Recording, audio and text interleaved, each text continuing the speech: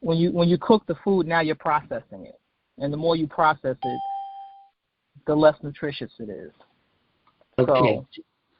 So, go ahead. I switched from the phone to the computer. Okay. Can you hear me now? Yes. Okay. Repeat. Rewind. Well, my name is Adrienne. I was born in Newark, and I grew up eating the candy store and eating processed food. And in my teenage years, I was eating a lot of it, and I didn't realize that when I was going to the dentist a lot that it was because of the candy. I didn't realize it, and nobody in my family realized it. And then in my 20s, I started getting sick from eating all the processed food. So when that happened, I went to the health food store because something told me that maybe I'm doing something that's contributing to it, and that got me interested in juicing and whole raw food and that type of thing. So getting sick woke me up to the fact that there was something that I could do to make my health better. And so it was kind of a blessing in a sense, because if it didn't happen, I would not have changed my habits. I might not even be alive today. So I'm grateful that I had that experience, because now I'm really, really interested in helping myself and others to heal with their diet and their lifestyle instead of chemicals, petrochemicals and surgery and things like that. I think there's a lot that we could do if we're knowledgeable and exposed. So what percentage of women do you think know these things or are still trapped in that dilemma that this is good for me because I've been programmed to do what mama did or auntie did and what they did way back then? That's a great question. I really don't have any idea how many people are still in the matrix of believing that if I eat a processed food for breakfast, lunch, and dinner, and I start getting sick, and I go to the doctor and he gives me some medication, that I don't have to change my diet. I can just take the medication and keep doing what I'm doing. There are people that are like that, and and it's really unfortunate. But I don't think that if I don't change my diet and I keep eating the food that made me sick, that a pill or surgery is going to solve all my problems. I have to change my lifestyle. So I do know people that refuse to change, and they suffer as a result. I'm just grateful that I was able to wake up and make some changes and know that our bodies are self-healing. There's so many things our bodies can do. We just have to get out of the way of it. So it's a complicated issue. That much I know. So the body's a complicated machine? Yeah, it could take a lot of abuse until it doesn't. I mean, I think African Americans are 12% of the population, but we're 40% of the dialysis patients. So our lifestyle is really taking us out. Our kidneys clean a bathtub worth of blood every day. But if we get high blood pressure, our kidneys are being damaged. So now they can't clean the blood like they're supposed to. So it starts a cascade of deterioration. And I don't think people really pay these diseases that much attention. They think if I'm taking my medication, I'm good. But that's not necessarily true. Wow. So meds can or cannot help? Can we just rely on the white coat, or we must do alternative things? Oh, well, the area where medicine is superior is trauma. If you get shot or you're in a car accident and you're leaking blood and your bones are all mangled, they can straighten you out and put you in a cast, sew you up and stop you from leaking. They're excellent with trauma. But once you get out of the area of trauma and you go into lifestyle diseases that in many cases, we grew those diseases with our lifestyle. They're not that good in those areas because we had something to do with those diseases. They're not accidents, they're lifestyle. So when it comes to lifestyle, they're not that good, not in my opinion. Lifestyle. Young lady, I have a young lady on from Georgia. Billionaire Bonetta, can you tell us about lifestyle? How does that fit in to a woman's health?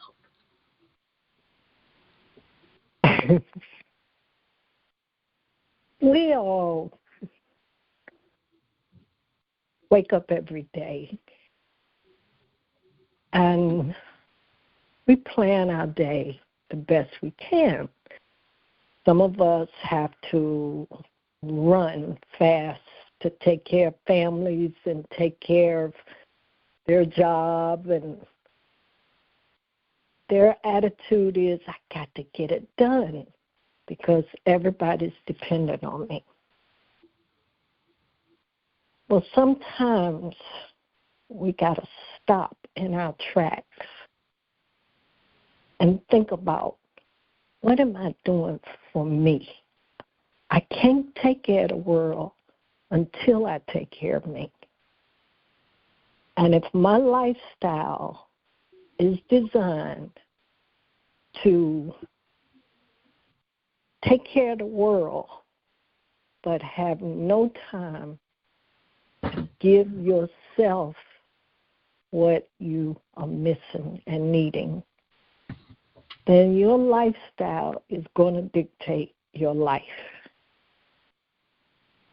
When we wake up in the morning, the first thing we have to have three things. First, our spiritual balance. And once we take that moment and allow all the weight of the world to come off our shoulders, and we can breathe and know that all of our needs are met because we are divinely guided. Once we allow ourselves to just let it go, whatever we think we got to do, you got to take a few moments to balance your spiritual life. And then your mental health will become balanced. And once that's done, your physical health becomes balanced because all of the imbalances start in the spirit first. When you talked about trauma, think about trauma from the fact that we're not just dealing with our mom and dad's stuff. We're dealing with years and ancestors and generational things that we're dealing with. But we're strong enough to handle all of it. Once she said, once the junk is gone out of your life and your blood is pumping through every vein in your body and you are cleansing because you are detoxing and removing all the stuff, everything comes back in balance. So that's when our lifestyle becomes happy and whole and vibrant and energized. So to me, think about your lifestyle today. Have you taken a few minutes to run in place, to do anything to move that blood in your body?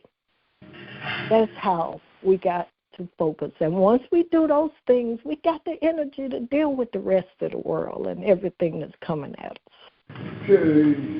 Back to you. Forrest, mute your phone, please.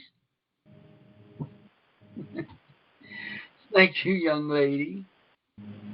So, lifestyle, starting spiritual. I know you didn't say religion. You said spiritual. In alignment. The spiritual things a wholesome, a balance. So you're saying we have to get that balance. PM. To activate call return, dial 1. Otherwise, hang up.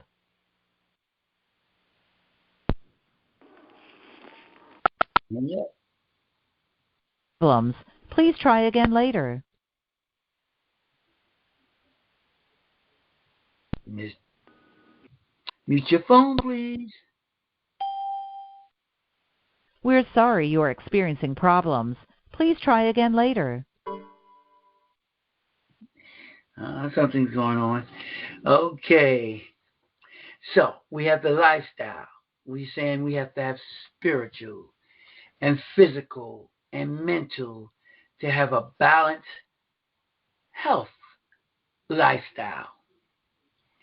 Do we have to make a commitment to continue that? Because young lady said it's hard after you've been programmed. Can we be deprogrammed? Yes, you have to want to.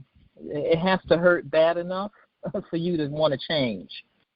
So if you don't want to change and you don't admit that you have a problem, you're not going to do anything to solve it because you think you're fine. So only those people that reach and pray and seek help are going to find it because they're looking for it.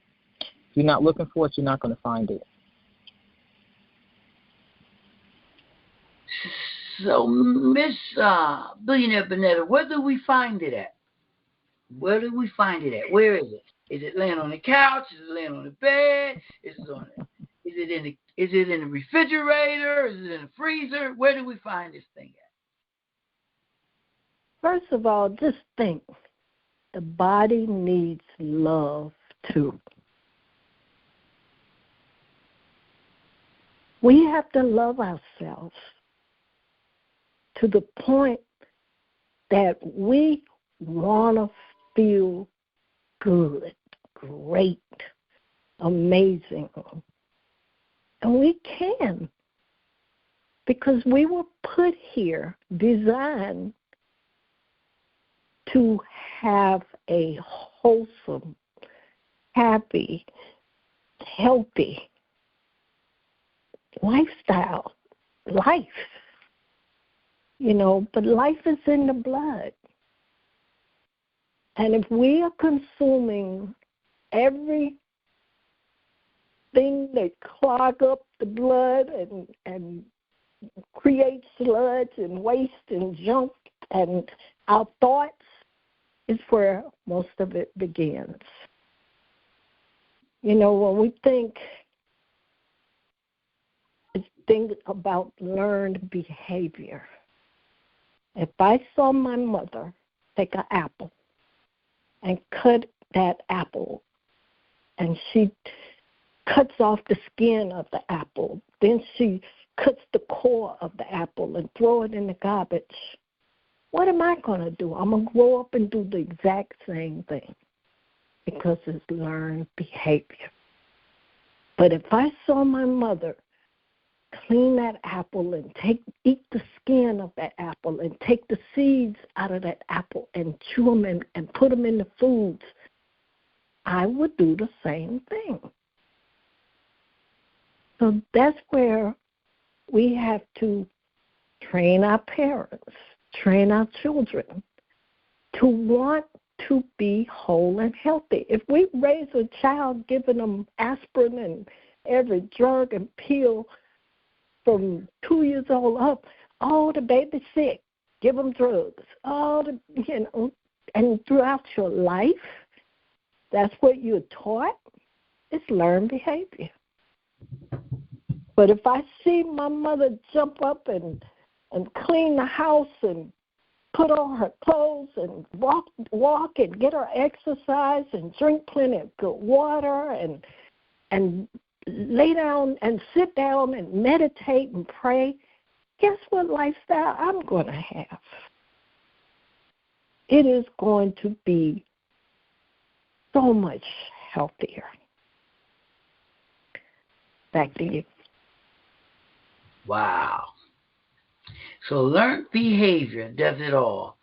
So what if we watch that behavior, learn that behavior, and then we think we grown at 18, we go the other way and start choosing other ways of lifestyle, and we get damaged. Is it a way back after getting damaged? Any lady? Yeah, there's always a way back. I mean, also with the parental examples. My grandmother, she never drove, and my mother never drove, but I was determined to drive. So some of the things that my parents showed me, I didn't want. So I made a decision that I wasn't going to follow those things. Some of the good things that they showed me, work ethic and things like that, I followed that. But I think that the purpose of pain and the purpose of suffering, our tormentor is our teacher. So when we're suffering from something, it could be physical pain or emotional pain or any kind of pain, that pain is there to teach us something that we're doing, that we're participating in. And so since we all have a cross to bear and we're all in school and we got different lessons to learn, we're here to figure out what my pain is trying to teach me. So when I don't feel good, I look at, okay, what am I doing? What am I eating? And usually it's something that I'm doing that's making me not feel good. But sometimes, I have to go to the doctor. And I'll listen to what the doctor says, and then I'll make a decision. So it's a combination of self-love, self-esteem, and learning what we're here to learn, what our purpose is. Great thing what your purpose is. So we all were put on this earth for a purpose. And part of that purpose is for us to stay healthy so we can fulfill that purpose. Is that all right?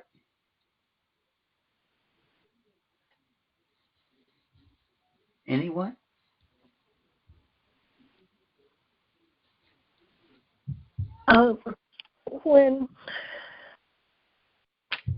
When we're asked, what is the one thing you most want? Most people say, I want to be happy. The happier I am, the more I harbor joy in all my being. And the more I radiate happiness, then you become like a powerful magnet attracting to you anything that you desire, anything that fills you and allows you to radiate even more. We want to be happy. But when we are walking with stinking thinking, where does the happiness come from? To be happy is making a decision, saying yes to manifesting, creating a powerful body, mind, and spirit that we want because we're divinely guided. We're put here with loving energy, and when we wake up and want that, that's what we attract to us. But when we wake up with worry and anxiety and depression and sadness and vibrating on a low frequency, nothing good is going to come down in that frequency with you. The only way is to get out of that low frequency and come up to courage and joy until you reach that level of love. Which is the high frequency. Yes. And that's where we can do that easily. It's just like turning the dial on your radio, changing that frequency. getting away from those people that don't want to eat healthy and drink water and take care of themselves. Go find a new crew or whatever that you have to do to have the right loving frequency and energy around you. Because we got a choice. And it's almost 8 billion people on this planet that when they are mean-spirited, run, Forrest, and don't look back.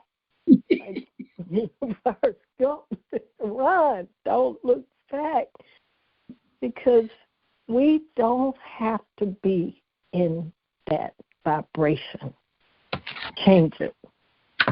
Develop a healthy habit of loving yourself to the point where you don't want junk and darkness and sadness in your world. Back to you.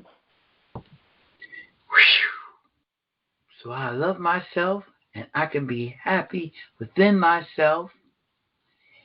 Are there any triggers or blockages that stop that happiness as we sometimes fall back on the past and let the past take over? Is that healthy?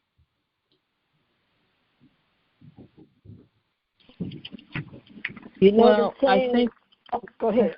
Go ahead. No. You go ahead. Go ahead. The saying is, you keep doing what you're doing, you keep getting what you're getting. And if you know that you don't feel good, you know that you are not healthy, you know that everything in you is toxic, change it. It's easy to clean up the house, wash the car, change the oil, do all of those things. How about doing it for you? Wash that, like they say, wash that stuff right out of my hair. Get it off of you. It's easy by breathing and changing your thoughts. Thoughts are things. Okay. Adrian? Yeah, thoughts are things. And like was said, who you are exposing yourself to, what books you're reading or not reading, what types of people are you around, chronic complainers and hypochondriacs that always gives responsibility to someone else. Are you involved? What are you involved with? Are you doing community service? Are you helping others? There's a lot of things that contribute to how we feel. And sometimes we're not going to feel good. The sun doesn't shine every day. But that's normal to sometimes have a low mood occasionally. But if it's chronic, that's telling you that you need to change something about yourself that's in your environment or even what you're exposing yourself to. Something that I do is I try to put meditation music and things on the television and not always have the news, the constant negative news pummeling my brain with the problems in the world that I can't solve. I could barely solve the problems in my own life. So being careful to guard ourselves against too much exposure to toxic information.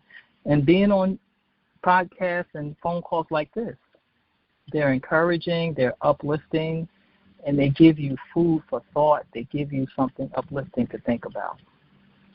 So it's something that we have to seek. Okay. Tonight on Belief System Talk with King David, we're talking about women's health and what keeps a woman healthy. What things do women do to stay healthy? Mentally, physically, spiritually. We all have pillars. And everything must be balanced out. So as we close, yes, we have a half an hour of great talk. Sometimes we go over. So what did you learn What do I need to know? And are there any questions pertaining to women's health? Well, each one of you, I'd like to give me one thing that you really do that puts you back on track if you slip off. Or if you, Good evening. good evening. Pink sofa. This is Carol Lucille. Yes, yes. So I tuned in late, but I'm loving it. I used to walk every day, and I stopped because I had a fall when I was walking the dog, and another dog got after us. And then I couldn't walk for about a couple of months. But now I walked yesterday, and unfortunately I ended up working late today, and I didn't get to walk this evening. But I'm going to get back to my walking every day because it brings me joy, it makes me healthy, and it's just good. So that's my one self-care thing that I really do. What's that other self-care thing you do at 7 o'clock every morning? Oh, I do the prayer call. Yes. And that's a beautiful thing. And to be honest, so you know how the prayer call came about was we were doing a corporate Daniel fast, and we started the prayer call so that we would support one another with the spiritual aspect of the fast. And we finished the fast, and they wouldn't let me stop the prayer call. So it's a good thing, though. It's a good thing. It's beautiful that we come together and start our day with the prayer call. It's a good thing. Yes. That's spiritual. Billionaire Vanetta, what one thing do you do to stay healthy, wealthy, and wise? I really want to say consciously choosing to be happy all the time. You know, we can say, when I have money, I'll have my dream house, I'll have this. We got to know that all of our needs are met. If 9 billion birds can eat every day, why are we worried about what we going to eat? And the last thing is to go back to nature, because that's the way we were designed and created. Go hug a tree, yes. Oh, can I just add, sis, what's your name? Bernetta. Vanetta? Uh-huh. Well, yes, I love that. And I'll tell you, when I was walking, I just looked at all the daffodils. Oh, my gosh. They were singing to me. Oh, so many homes have the daffodils, and I'm just like, oh, my goodness. It was just so wonderful. So wonderful. Yes. Getting in touch with nature, and that's a very important thing for us to do. All right, I'm going back on mute because I'm in the grocery store. Okay. Okay, Dr. Adrian, what's the healthy thing, one thing you do every day?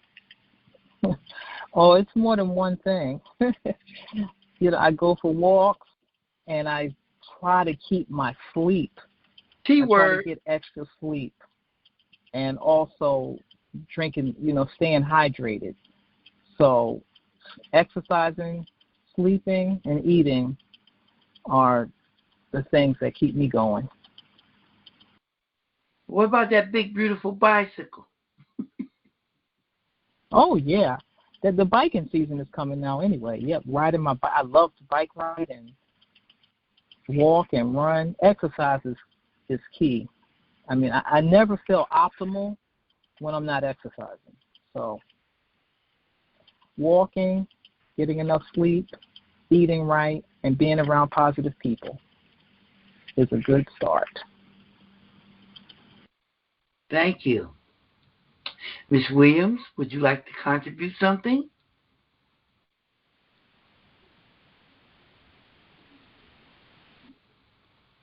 Okay, I believe you're on your bicycle now riding.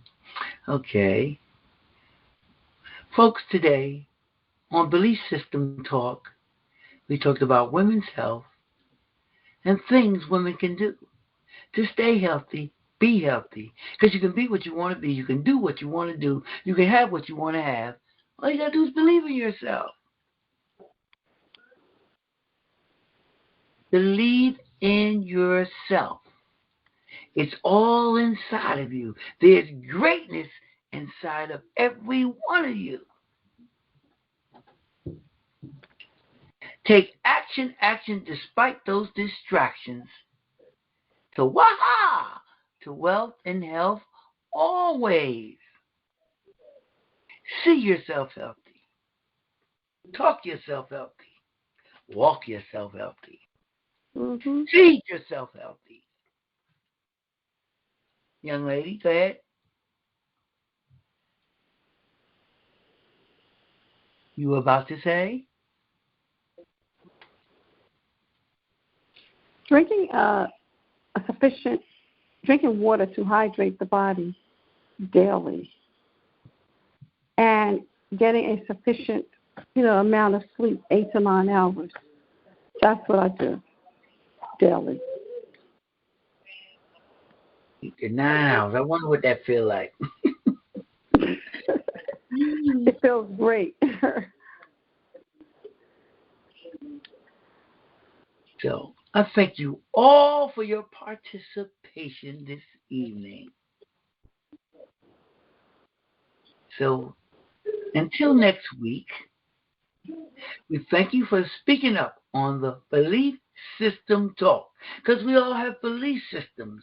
Our belief systems on our health, our wealth, our body, our mind, our spirit, and our soul will make us whole. We must be balanced. The magic word is a balance. Even if it's a challenge, just do it. Just do it until the job gets done. So one takeaway from tonight, use it, and you can abuse it to the good, positively. Like you chose to walk a mile, go a mile and a half tomorrow. Have fun with it. Make it fun. Because if you're not having fun, you're not doing it right. This is King David from BS Talks, which means belief system, because we all believe. And we have a system that we're operating off of. See you next week. Same belief time. Thank you. Same belief station. Thank you for participation. Pink sofa, I don't know how to cut it off.